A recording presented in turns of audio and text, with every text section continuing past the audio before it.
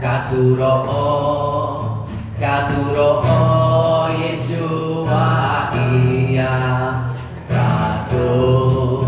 Katuro'o, Katuro'o, Yeshua Iya. Pegaram? Vamos lá, vocês? Katuro'o, Katuro'o, Yeshua Iya. De novo. Katuro'o, Katuro'o, Yeshua Iya. Segunda parte. Aiko matá, Yechura kaname. Aiko matar. Você não vai matar ninguém, tá bom? Esse matar é a marcação de futuro. Aiko matar. Então eu vou andar, né? Eu vou estar, andar no sentido de andar, de acompanhar, de seguir. Yechu rakaname. Aiko matar, Yechu rakaname. Repetindo, Aiko matar, Yechu rakaname. Aiko matar, Yechu rakaname. Aiko matar, Yechu rakaname. Aiko matar, Yechu rakaname. Aiko matar, Yechu rakaname. Então vamos a música toda agora. Katuro'o, Katuro'o, Yeshua Iya. Katuro'o, Katuro'o, Yeshua Iya. Aiko matar, Yechu rakaname. Aiko matar, Yechu rakaname. Aiko matar, Yechu rakaname. Aiko matar, Yechu rakaname. Vamos lá, todinho, todo. Katuro'o, Katuro'o, Yeshua Iya. Repetindo. Katuro'o, Katuro'o, Yeshua Iya. Agora, Aiko matar, Yechu rakaname. Aiko matar, Yechu rakaname. Aiko matar, Yechu rakaname. Aiko matar, Yechu rakaname. Vocês cantam sozinhos? Sozinhos. Vamos fazer aquela coisa tradicional de escola dominical nas igrejas históricas. Só as mulheres vão cantar agora. Vamos lá. Cuidado aí, Durval. Vamos lá. Vamos lá. Eu vou ajudar no início, tá bom? Pronto? Só as mulheres.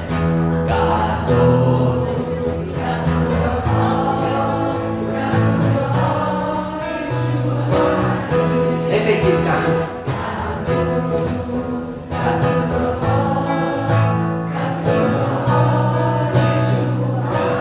Agora, segunda parte, vamos lá.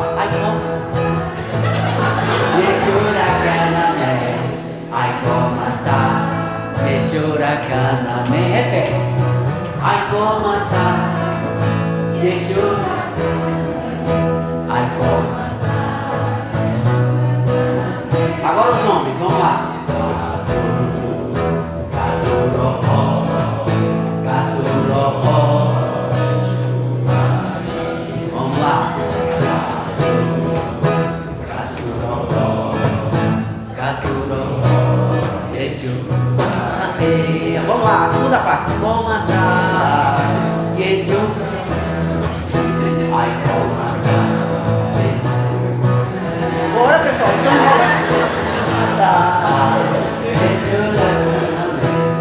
Aiko matar, Yechu rakaname. Todo mundo, última vez, vamos lá. Katuro'o, Katuro'o, Yeshua Iya. Katuro'o,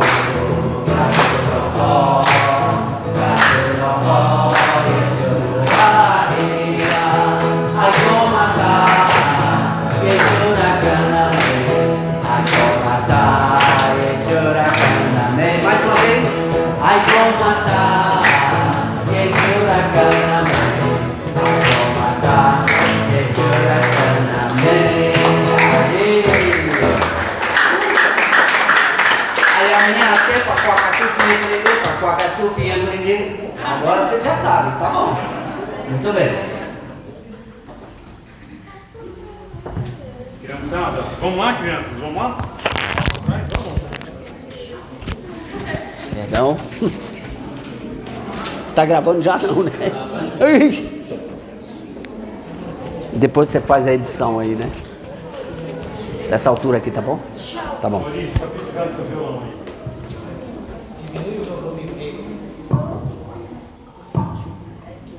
Tá possível? Eu que apertei um botão lá, agora você precisa apertar. Muito bem. Então, meus irmãos, agora, vamos ver se... deixa eu tentar explicar uma coisa para vocês. O que eu quis dizer com a minha primeira palestra,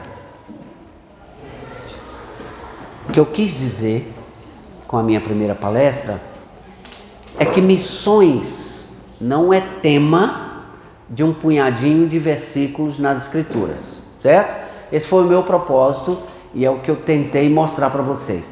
Missões é um tema recorrente em toda a Bíblia. A Bíblia é a respeito de missão. A missão de Deus revelada nas páginas das Escrituras. Ali nós temos a natureza de Deus e a natureza da obra de Deus. E essa obra vai se revelando de Gênesis a Apocalipse. E para que tenhamos uma visão de quem somos como povo de Deus, nós precisamos ter essa visão ampla do Antigo Testamento e não imaginar a obra missionária como assim, Jesus está subindo para o céu, né? Ele está subindo para o céu, aí de repente ele diz assim, pessoal, já ia esquecendo, vão pelo mundo e preguem o evangelho a toda criatura. Não foi assim não é? Jesus, ele veio e se encarnou como parte de um plano eterno da Trindade. Esse plano é executado e esse plano passa pela constituição de um povo. Esse povo representa a Deus e o reino de Deus.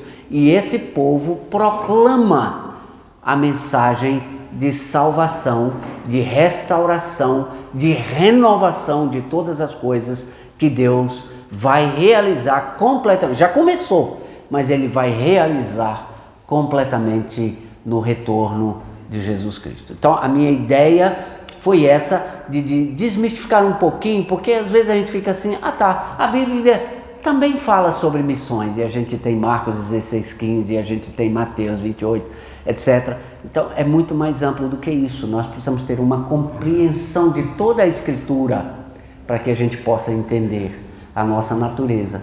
A gente entende a natureza de Deus e entende a natureza da igreja, a natureza do povo de Deus. Agora, eu vou responder a uma outra pergunta imaginária nessa minha segunda palavra. E a pergunta é: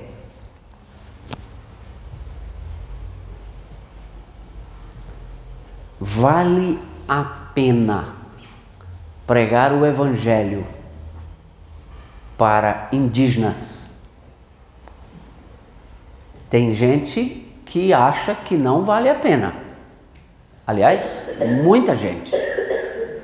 E gente, inclusive, nas igrejas. Eu já encontrei pessoas nas igrejas que me disseram: por que o senhor não deixa os índios em paz? Deixa eles lá. Deus vai dar um jeito. Vejam que teologia, isso aqui é muito importante. Se você pensa assim, preste bem atenção, porque nas Escrituras hoje à noite eu vou derrubar essa tese. Eu vou derrubar essa tese de que Deus vai dar um jeito. Porque Deus só tem um jeito.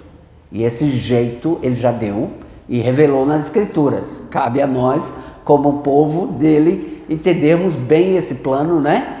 Para que a gente possa entender o que esse plano inclui. Então, eu disse que no Antigo Testamento, em muitos momentos, a nação de Israel não entendeu o seu papel. Esse papel de ser um instrumento de bênção, um reino de sacerdote que está entre as nações e Deus. E ela proclama, ela vive e ela anuncia esse Deus que é o Criador, mas que é o Redentor, o Deus universal, o Elohim, mas que também é um Deus pessoal e que é um Deus da aliança, o Deus Hashem, ou Adonai, não é? Então, no Novo Testamento, os discípulos de Jesus também tiveram que lutar com essa questão. Eles tiveram que lutar com essa pergunta: para quem nós devemos anunciar o Evangelho? Para quem? E muitas vezes a gente faz uma leitura superficial do Novo Testamento e a gente não percebe um determinado dilema que existe na igreja chamada primitiva sobre a inclusão dos gentios na proclamação do Evangelho.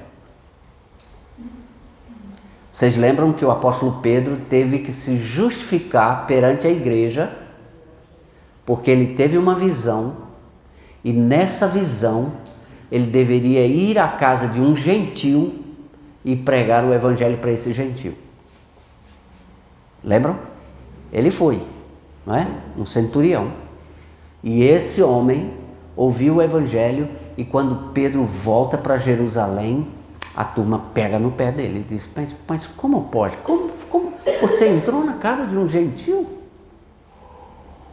E Pedro diz: irmãos, eu estava, né, na cidade de Jope e eu tive uma visão. E nessa visão, aí ele vai e explica a visão para a igreja, para convencer a igreja de que o Evangelho deveria ser oferecido também aos gentios. Então nós temos no livro de Atos dos Apóstolos alguns exemplos assim de que a igreja parece ter relutado no início. E parece que ela quis ficar ali na região e Deus teve que usar alguns meios para fazer com que a igreja saísse. E ela fosse numa missão agora de fato centrífuga, né? E saísse de Jerusalém e cumprisse aquilo que está em Atos 1:8, que eles seriam testemunhas tanto em Jerusalém como em toda a Judéia e Samaria e até os confins da terra. E tem um episódio que é o que eu quero analisar com vocês hoje. Vejam lá, abram por favor a Bíblia em Atos capítulo 8, Atos 8, a partir do versículo 26, aqui eu quero responder aqui, porque vale a pena pregar o Evangelho para os indígenas, tá bom? Esse texto não é sobre indígenas, eu vou fazer uma exposição do texto, mas eu vou fazer uma aplicação aos indígenas e os irmãos vão entender a minha aplicação. De que trata o texto? Atos 8, a partir do versículo 26. Certo? Agora, os irmãos precisam lembrar o seguinte: esse episódio aqui, ele é pós-Pentecostes, não é? Então a igreja já experimentou Pentecostes e a igreja também já experimentou o martírio de Estevão, certo? Então os irmãos se espalharam e como parte desse espalhar dos irmãos, ficando apenas os apóstolos em Jerusalém, nós temos esse episódio e a gente vai chegar a fazer algumas perguntas ao texto. Mas vejam o que diz o texto. Um anjo do Senhor disse a Filipe. Primeira pergunta: quem é esse Filipe? Não é Filipe o apóstolo, é Filipe o diácono, certo? Muito bem. Levante-se e vá para o sul, no caminho que desce de Jerusalém a Gaza. Esse se acha deserto. Filipe se levantou e foi. Havia um etíope. Então aqui nós estamos diante de um africano, certo? Norte da África. Não provavelmente um etíope da Etiópia de hoje, mas de um sudanese, sudanês do Sudão. Alguém do Sudão, do atual Sudão, norte da África, o qual era superintendente de todo o tesouro dessa rainha de Candace.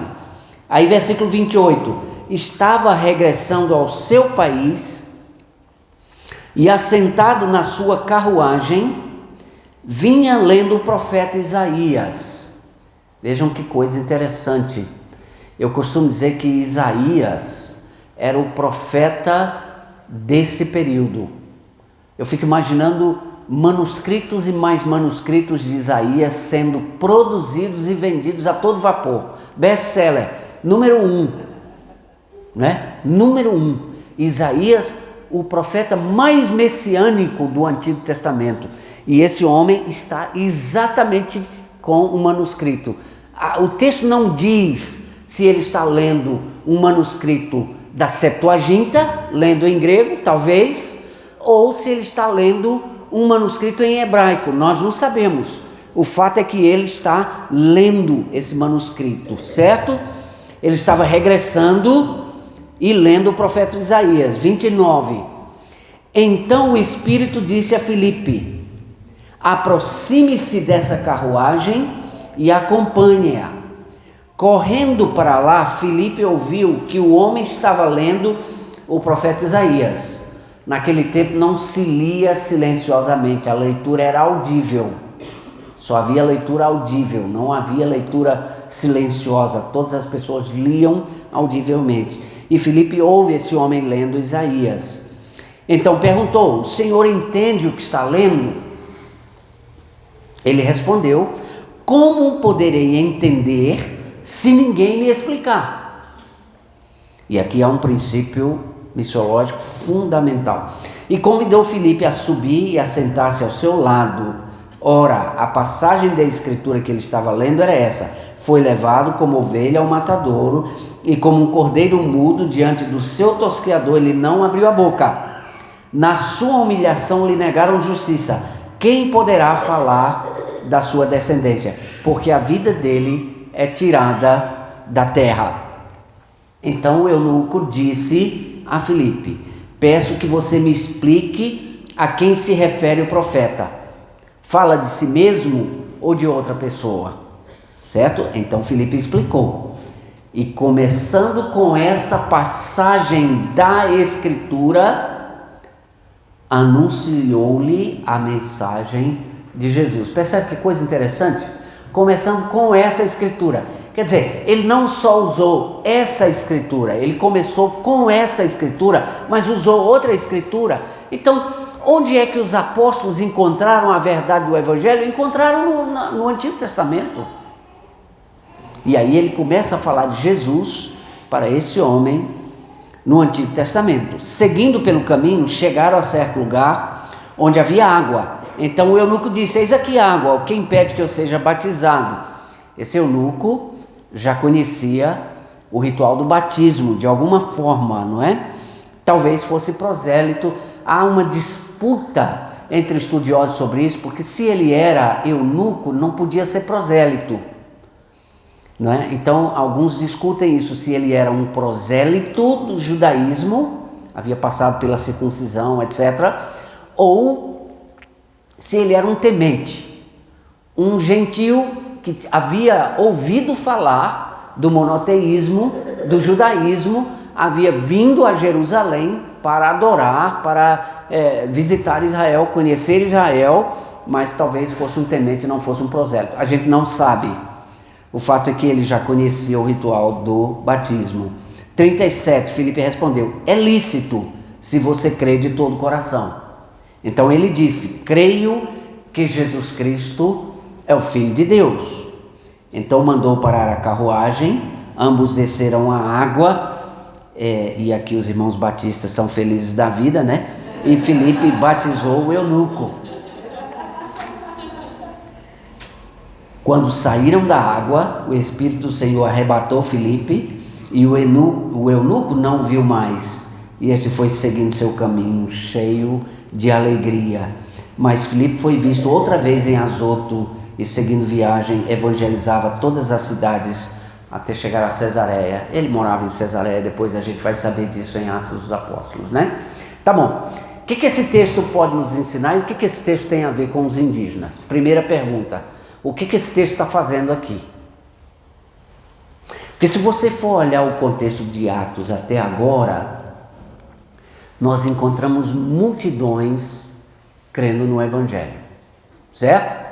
E quando você segue o texto, você continua vendo multidões crendo no Evangelho. pessoas, números, quantidades. Mas Lucas preferiu inserir na história de Atos dos Apóstolos uma história um pouco esquisita. Esquisita do ponto de vista humano. Porque agora vem a pergunta de conhecimento bíblico. Onde Filipe estava quando Deus o mandou para o deserto? Quem me ajuda? Em Samaria. O que aconteceu em Samaria? Multidões se convertendo em Samaria. Milagres extraordinários, que chamou a atenção dos apóstolos, né? Tanto que os apóstolos mandaram lá Pedro e João para ver o que estava acontecendo em Samaria. Foi esse homem aqui, esse diácono, que foi para Samaria e pregou o evangelho. E Deus usou de forma extraordinária. E Deus tira Filipe de Samaria e manda para o deserto para evangelizar uma pessoa. Que lógica é essa? Que lógica? Qual é a lógica de tirar um obreiro de uma igreja, de um campo, onde as coisas estão acontecendo, onde o evangelho está prosperando, onde pessoas em multidão estão se convertendo, e tirar um camarada desse e mandar para o deserto? Tem alguma coisa aí. Qual é a relevância disso? A relevância disso está numa expressãozinha usada em todo o livro de Atos dos Apóstolos, que às vezes a gente lê e não percebe. Tem uma expressão no grego aqui, e que foi traduzida para o português como tanto como. Se você tiver uma chave bíblica em casa, procure essa expressão em Atos dos Apóstolos. Tanto como.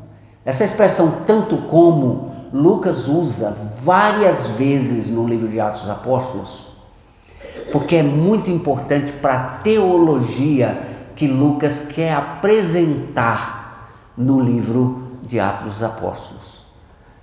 Então lá você vai encontrar tanto judeus quanto gentios. Você vai encontrar tanto homens quanto mulheres. E você vai encontrar tanto ricos como pobres. O que isso quer dizer na teologia de Lucas? Quer dizer que o evangelho alcança todo mundo. O evangelho é para alcançar tanto judeus quanto gentios. Lá no Palavra da Vida, na semana que vem, eu vou falar sobre a igreja de Antioquia. Atos 13. A igreja de Antioquia é uma igreja diferenciada no Novo Testamento, porque essa igreja, na sua teologia, na sua reflexão teológica, não teve a menor dúvida que o evangelho deveria ser oferecido aos gentios. E é de lá que Paulo e Barnabé saem para as 3 famosas viagens missionárias, que são a evangelização do mundo greco-romano daquele período. Paulo, na sua estratégia missionária, evangeliza as principais cidades do Império Romano da sua época. E a teologia de Lucas, que era membro da igreja de Antioquia, e nós sabemos disso pela tradição da igreja, é essa: tanto judeus quanto gentios, tanto ricos quanto pobres. Às vezes a gente tem essas seleções naturais nossas, né? É mais fácil evangelizar um determinado grupo do que o outro, então a gente tem essas preferências, a gente dá prioridade a um determinado grupo e a gente esquece outros grupos. Há uma pesquisa no Brasil do missiólogo Ronaldo Lidório, ele fala dos 8 segmentos menos evangelizados no Brasil. Vocês já ouviram falar desse documento? 8 segmentos. Pesquisas, não é assim, são pesquisas profundas de 8 segmentos, que são os 8 segmentos menos evangelizados no Brasil. Vamos ver alguns deles? Ribeirinhos. Mais de 20 mil comunidades ribeirinhas sem evangelização e sem presença missionária no Brasil. Quilombolas. Quilombolas, centenas de comunidades quilombolas na Amazônia e em outras regiões sem presença missionária. Eu tive a oportunidade, o privilégio de participar do plantio de uma igreja numa aldeia quilombola. Uma experiência extraordinária, muito interessante. O plantio de uma igreja numa comunidade quilombola. Os ciganos, um povo extremamente rejeitado, cheio de divisões preconceituosas em relação aos ciganos. Mas vocês sabiam que há uma tradução feita para a língua dos ciganos do Brasil?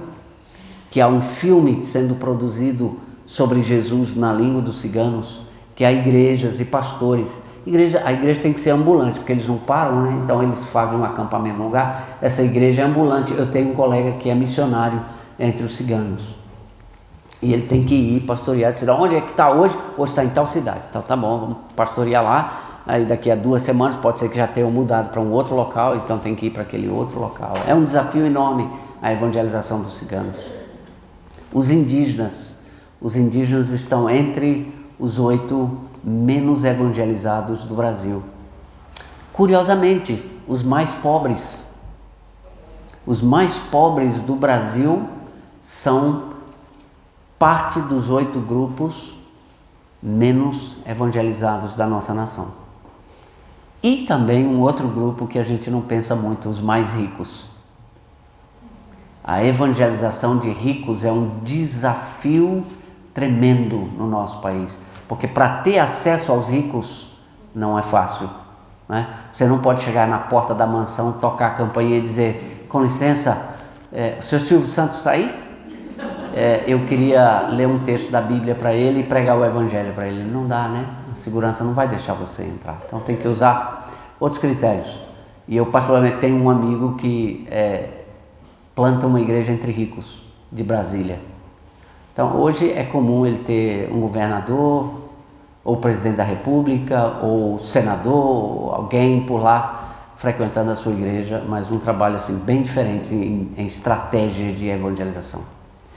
Então, vamos ver um pouquinho da realidade indígena. Eu só queria passar alguns dados para vocês e depois eu vou dar alguns princípios missiológicos aqui, tá bom? Então, veja, nós temos 121 etnias indígenas pouco ou não evangelizadas no país. 121. Os irmãos entendem bem quando eu falo etnia indígena? Vocês compreendem esse conceito? Porque no Brasil nós temos esse negócio do índio, né? E tem muita gente que pensa que índio é tudo igual, não é?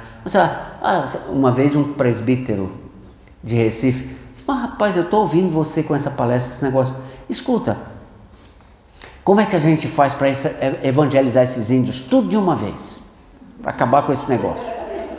Vamos fazer o seguinte, por que a gente não faz uma campanha e bota esses índios todos no Maracanã?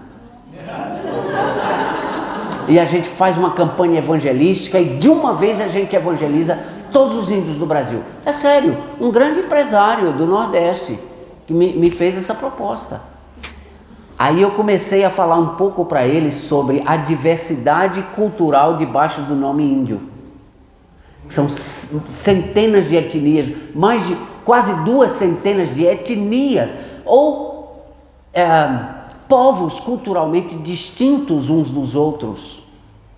São praticamente 200 línguas, são 180 e tantas línguas diferentes, indígenas no Brasil. Agora veja, 180, eu aprendi 3.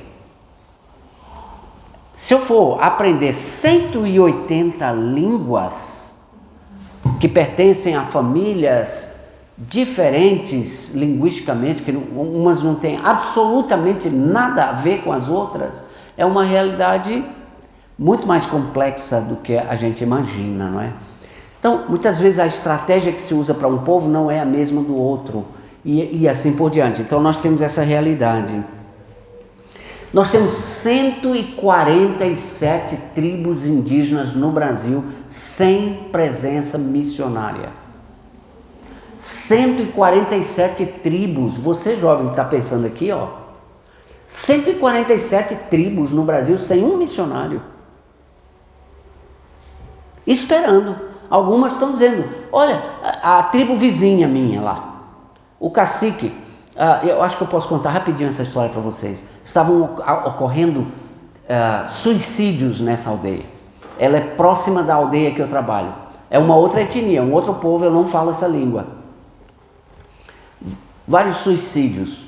E uma enfermeira que trabalhava lá me conhecia, de vez em quando a gente parava lá, ela era amiga da minha esposa, e a gente parava, bebia uma água quando seguia para a nossa aldeia.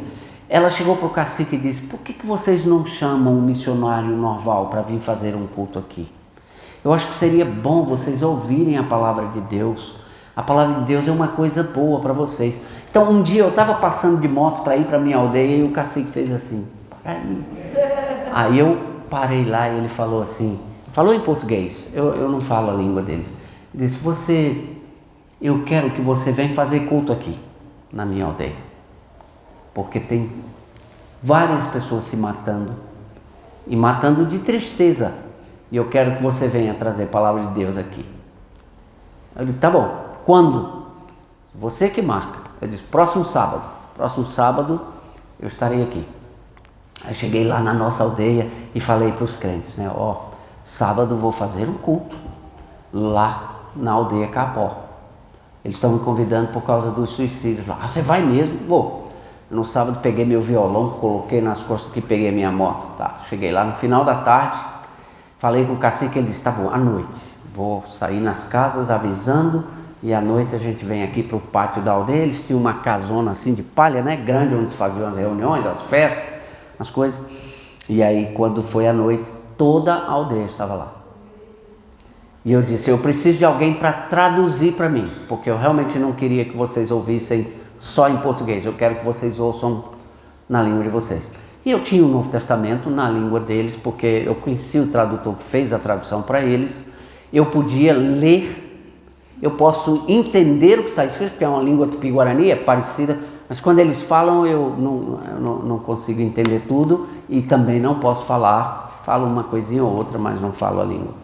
Então eu li a passagem e falei em português e o rapaz começou a traduzir. E nós começamos, e o meu tema era esse. O meu tema, eu já sabia por causa daquela pesquisa que eu mencionei para vocês: Jesus salva da tristeza. E eu comecei a pregar sobre isso. Né? Aquele que tem a vida em abundância, ele tem motivo para ser alegre. E aí comecei a pregar. E comecei a conversar com eles. A ideia da cultura era que os espíritos faziam a pessoa se entristecer de tal maneira que o camarada deitava numa rede, ele não comia, não bebia, não dormia, e aí o desespero era tão grande que ele pegava uma corda dentro de casa, se amarrava e se suicidava por enforcamento. E eu comecei a pregar essa mensagem. E no final eu disse: agora eu quero que você traduza bem devagar isso aqui para mim. Quem de vocês já pensou em se suicidar? Vários levantaram a mão. Por quê? É como se tivesse uma força empurrando a gente para suicídio. Vem aqui na frente. Eu vou orar por vocês. E eu impus as mãos sobre eles e disse: eu repreendo em nome de Jesus qualquer espírito que venha a influenciar vocês para cometerem suicídio. A vida em Jesus Cristo, e é essa palavra que nós vamos trazer aqui. Amém, amém? Um jovem lá se levantou e disse: agora que você já pregou, eu quero dar uma palavra. Eu quero dizer para vocês que eu fui um desses que tentou suicídio. E graças a Deus chegou uma pessoa, um parente dele, que percebeu na hora, correu e segurou, e alguém cortou a corda, E aí começou, não faz isso, e as mulheres choram, e não faz isso, para que você faz isso, e aquela coisa, e tá trazendo sofrimento, e aquela luta, aquele ambiente espiritual pesado. E ele disse assim, eu quero pedir perdão para vocês por causa disso. Eu agora quero ler esse livro, o Novo Testamento, né? Esse era um professor, ele tinha sido inclusive meu aluno no magistério indígena. E eu quero ler esse livro e eu quero andar no caminho de Deus, porque o caminho de Deus traz vida e não traz morte. Então, meus amados irmãos, o desafio dessas realidades indígenas é muito grande. E aí esse cacique chega para mim e diz assim, eu queria tanto ter um missionário aqui na minha aldeia. Eu queria ter um missionário. Agora, recentemente, eu encontrei novamente e ele falou a mesma coisa. Na linguagem dele é assim, eu queria ter um missionário como você. E o como você que ele quis dizer era um missionário que fosse linguista também, que pudesse dar aula na aldeia, ensinasse as crianças e tudo mais. E não tem. A missão que trabalha com esse povo é a missão Novas Tribos do Brasil. E eu entrei em contato com a liderança da missão Novas Tribos do Brasil. Eu disse, olha, esse povo está pedindo um missionário. Seria muito interessante se vocês colocassem um missionário nessa aldeia. Eles disseram, olha, nós queremos, mas nós não temos. Nós não temos missionário. E o Ronaldo Lidório, que tem feito esses estudos, ele tem dito, nós precisaríamos de mais 500 missionários brasileiros para a gente suprir só a necessidade dos povos indígenas hoje. Só a necessidade dos povos indígenas nós precisaríamos de 500 novos missionários. Porque a geração de missionários que trabalham com indígenas é a minha geração. Nós estamos ficando velhos. Vai chegar uma hora que a gente vai ter que sair da aldeia. Quer queira, quer não. Nós vamos precisar sair. E nós precisamos ser substituídos por outras pessoas. E os jovens não estão aparecendo. Eu não sei o que está acontecendo com a nova geração, mas tem gente que é capaz de fazer o sinal da cruz. Eu, missionário, não quero nem saber disso. Tá bom? Vamos lá, mais alguns dados. Eu não vou demorar muito, irmãos. Deixa eu ver aqui o meu relógio. 8 horas. Até meia-noite tem muito tempo. 38 línguas precisando de tradução da Bíblia. 38 línguas. 99 etnias indígenas sem liderança própria, com igreja, 99 tribos com igreja, mas que ainda não tem uma liderança própria, uma liderança dos próprios indígenas forte, treinada, etc. E 157 etnias com graves carências sociais. Isso quer dizer que se a gente chegar com um projeto social, há grandes chances de que a gente consiga acesso para entrar e trabalhar com essas tribos. Então, agora, vamos voltar para o texto aqui, para eu tirar os exemplos e poder tentar responder para vocês o que esse texto tem a ver com o indígena, por que eu estou fazendo essa correlação. Aqui temos alguns princípios missiológicos que são muito importantes. Primeiro deles, quem conduz a obra missionária é o Espírito Santo de Deus. Verso 26. No verso 26, a gente vê assim, o anjo do Senhor falou, né? Mas depois a gente vai ver que o Espírito falou a Filipe. Então, há uma clara afirmação de Lucas em todo o livro de Atos dos Apóstolos que o Espírito fala e a igreja ouve. O Espírito escolhe, o Espírito separa pessoas, a igreja reconhece a vocação e a igreja envia aquele indivíduo para que o Evangelho seja proclamado. Então talvez a gente precise ouvir mais o Espírito, né? Nós tenhamos que ouvir mais o Espírito Santo, porque aqui claramente há um princípio de que o Espírito Santo guia a igreja conduzindo e dizendo, vá, fale, separa fulano, envia fulano, e nós temos esse princípio. Segundo princípio, que o Evangelho é imprescindível para todos até mesmo para os tementes. Aqui eu quero demorar um pouquinho mais sobre isso, porque nós temos dois casos. Nós temos o caso do eunuco e nós temos o caso de Cornélio em Atos 10. Esses dois casos, eu creio, foram colocados por Lucas na narrativa de Atos para mostrar para a igreja que não há outro meio de salvação senão pela proclamação do Evangelho de Jesus Cristo. Talvez vocês não tenham esse problema, talvez o problema seja maior na minha denominação, mas na minha denominação, vocês lembram, né? Presbiterianos focam muito a ideia da eleição, não é isso? A doutrina da eleição. E muitos presbiterianos às vezes confundem a doutrina da eleição e eles chegam e dizem assim: não, mas se Deus escolheu, então está escolhido, não precisa pregar. Né? Cuidado lá, rapazinho, cuidado lá, mocinha, porque essa não é a doutrina bíblica da eleição. A doutrina da eleição, que eu entendo ser absolutamente bíblica,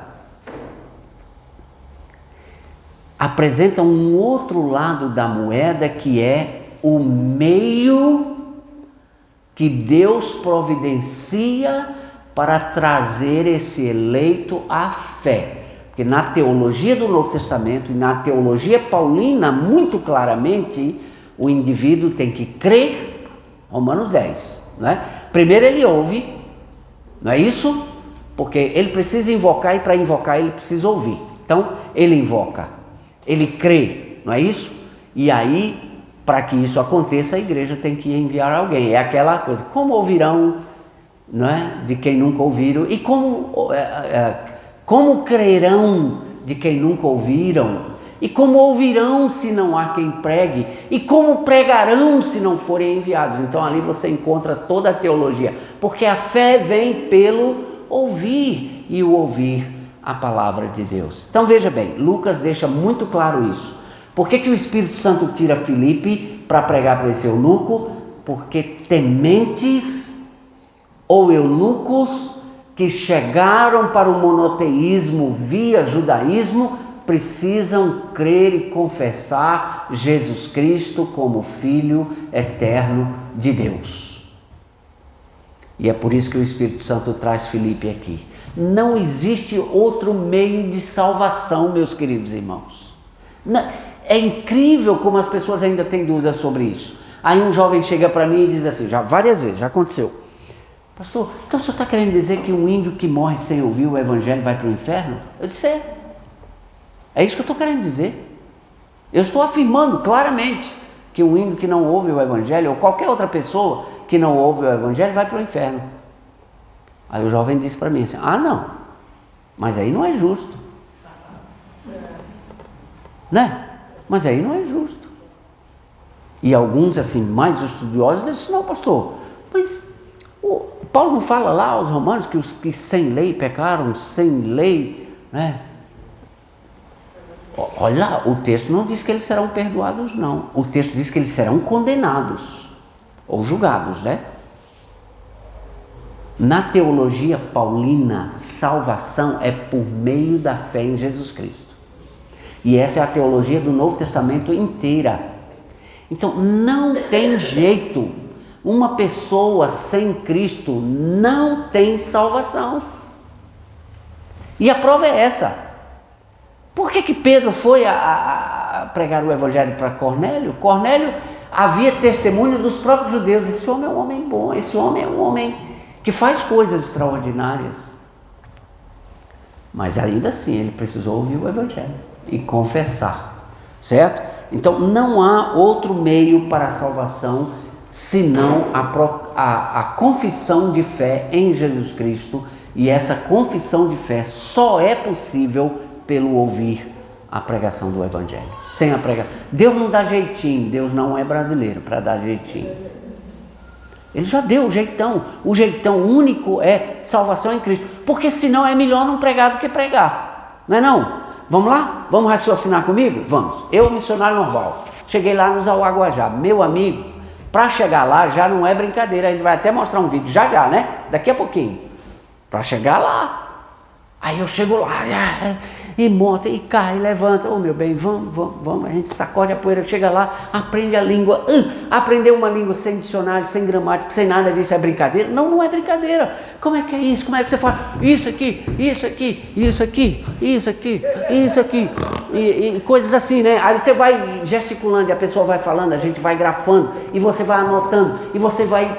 Isso... Aí não é só a língua, é a cultura, porque a língua abre a porta da cultura. Eu preciso pensar, eu preciso ver como esse povo pensa, né? Uma coisa interessante da cultura, né? Um dia, a coisa que mais me assusta é ver uma criança pequena de 2, 3 anos subindo numa árvore enorme, e o pai olha assim, ele sai, e eu... Desce, menino, você vai cair daí. Aí o pai diz, não fala. Se você falar, ele cai. Animismo, cultura, magia, palavra tem poder de gerar. Essa é a base da cultura. Se você fala, a sua palavra pode trazer vida. Ela pode provocar. Eu usei isso a meu favor. Aí tem um tempo que eu estava bem gordinho. Aí ele chegava... Mas você tá gordo. Não fala.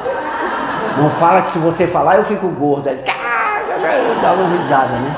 Então a gente pena para aprender essas coisas, para comunicar todo dia falando de Jesus.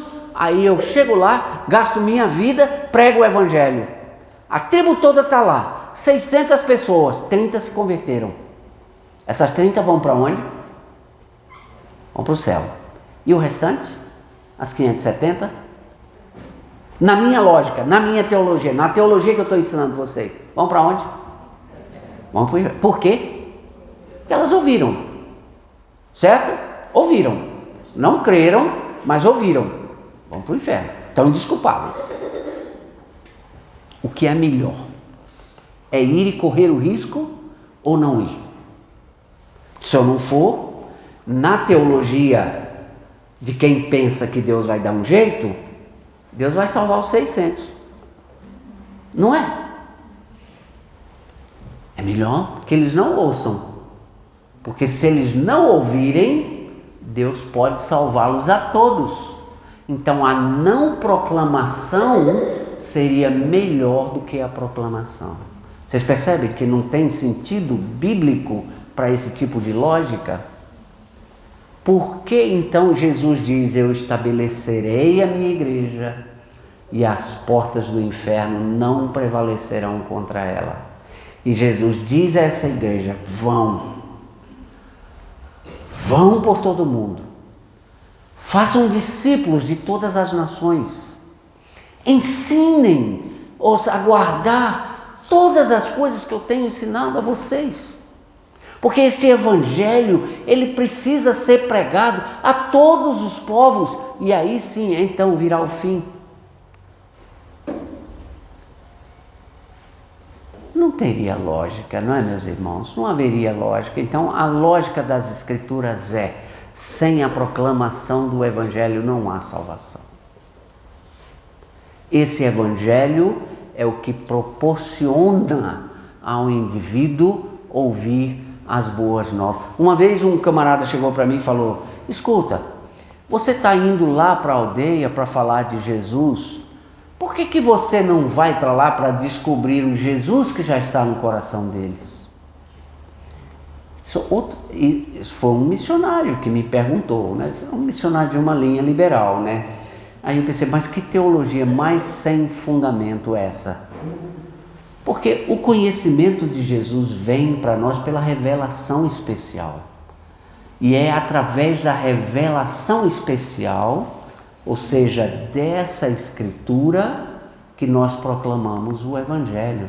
Se a revelação natural, revelação por meio da natureza, que é uma revelação bíblica, os céus proclamam a glória de Deus e os firmamentos anunciam as obras das suas mãos, sim, nós cremos na revelação natural, mas a revelação natural não pode produzir salvação, não há salvação por meio da revelação natural.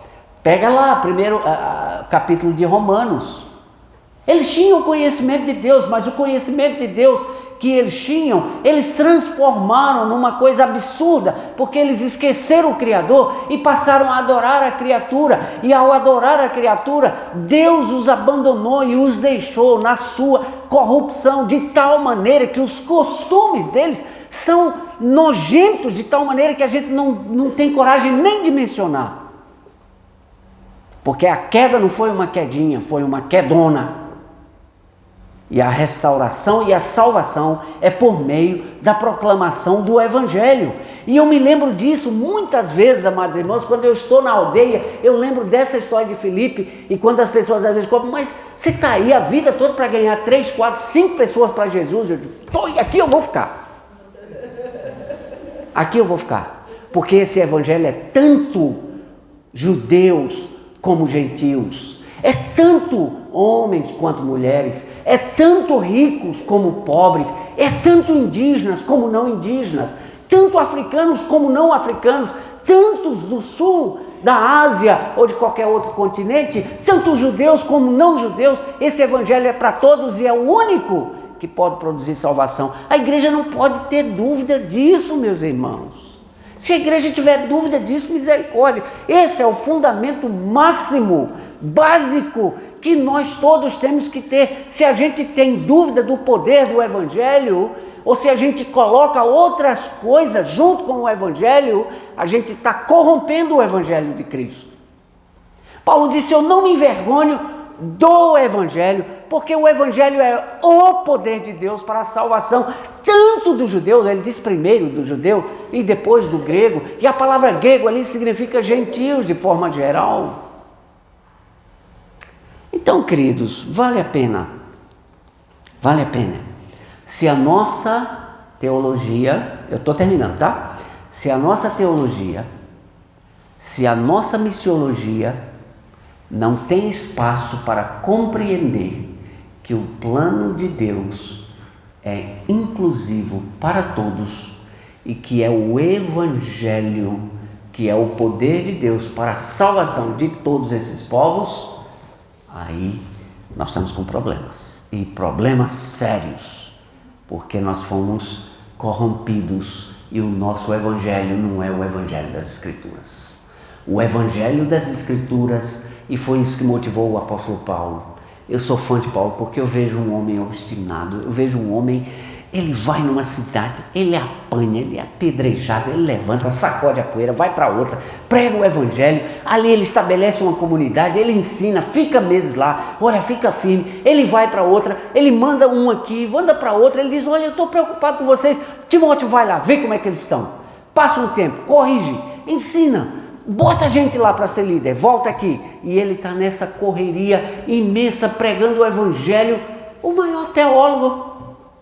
maior teólogo da história da igreja foi o maior missionário que nós já tivemos. Não havia dúvidas na cabeça de Paulo. Quando Pedro e outros começaram a dar uma titubeada, ele disse, Pedro, para com isso, rapaz.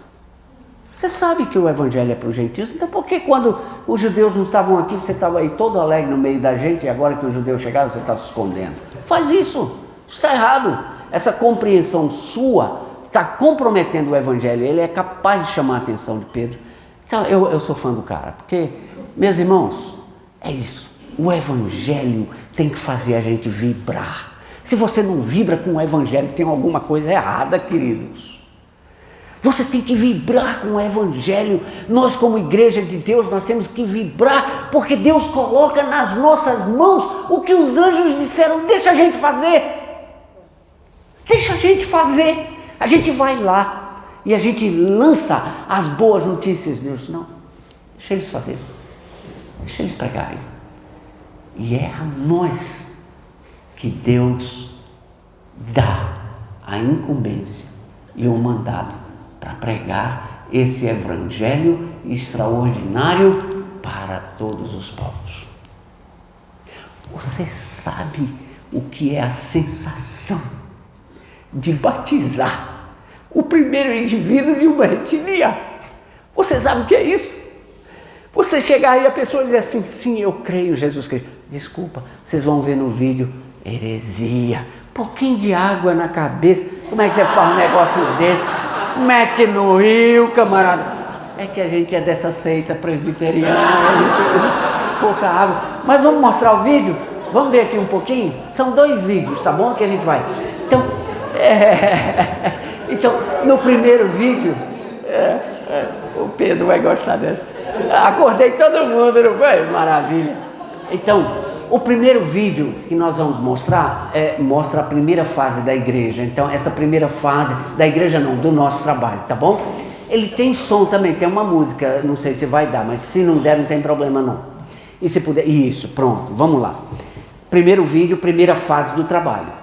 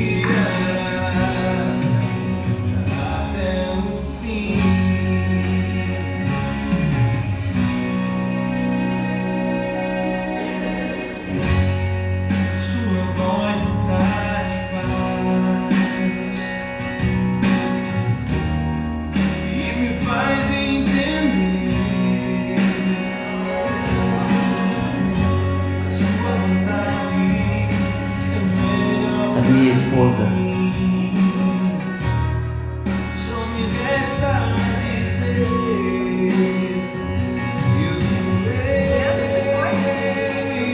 Tem um computador ali naquela mochila.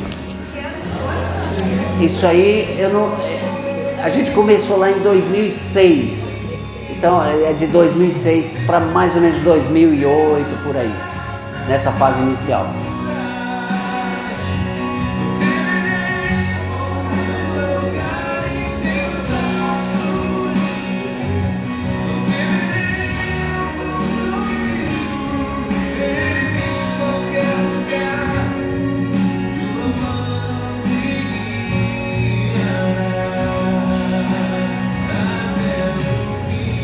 Essa menina hoje é tradutora do Novo Testamento.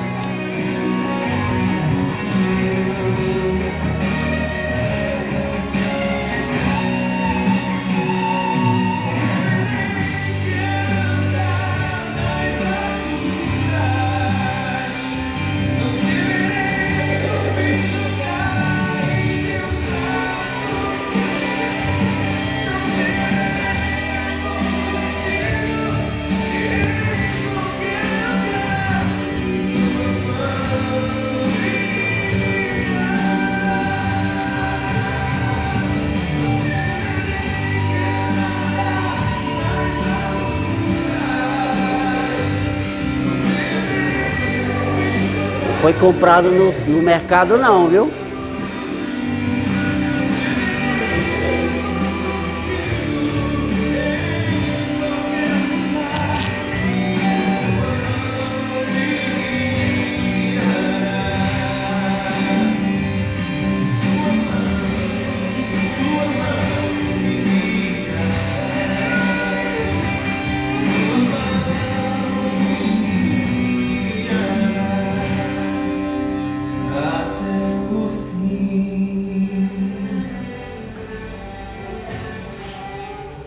Então, esse é o primeiro vídeo. Nessa fase aí, a gente estava começando a evangelização e tal. E aí, em 2010, as primeiras conversões, a igreja foi surgindo, os batismos e tudo mais. E aí, acho que com 2 anos do trabalho, eles construíram um templo. A gente, como eu disse ontem, reunia na nossa casa, e aí eles construíram um templo, e a gente vai ver então o aniversário da igreja, inauguração do templo e lançamento de porções bíblicas. Nós lançamos 5 livros do Novo Testamento, e então foram lançados aqui, tá bom? Então vamos ver esse vídeo, só esse aí. Então essa aí já é a nossa igrejinha atual.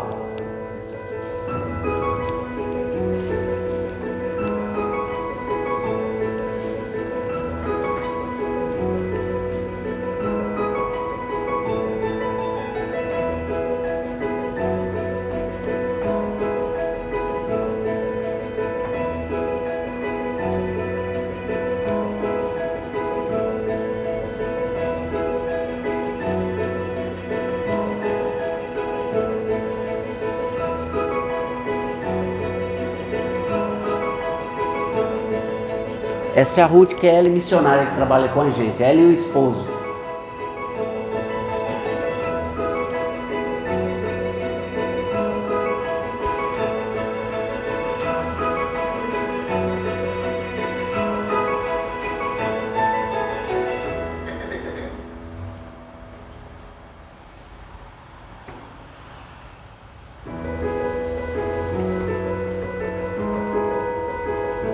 Lâmpada para os meus pés é a tua palavra e luz para os meus caminhos. Está escrito lá na língua.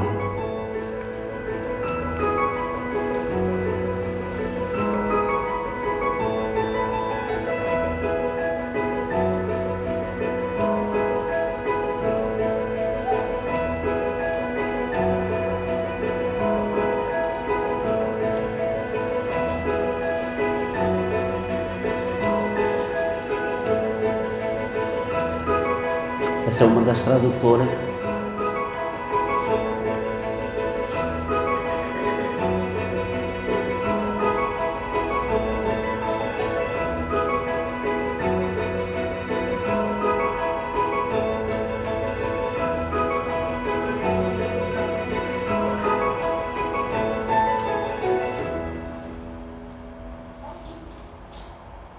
Aí, ó, heresia. Pronto. Só uma outra coisinha, eu mencionei ontem que nós temos um aplicativo, né? Um aplicativo com as porções que nós já traduzimos, e uma coisa que nós estamos fazendo é, além de ter o texto escrito, nós temos o áudio junto do texto escrito. Então, vou só tocar um pouquinho, primeiros versículos de Lucas. Aqui é o Evangelho de Lucas. Então, deixa eu ver se dá.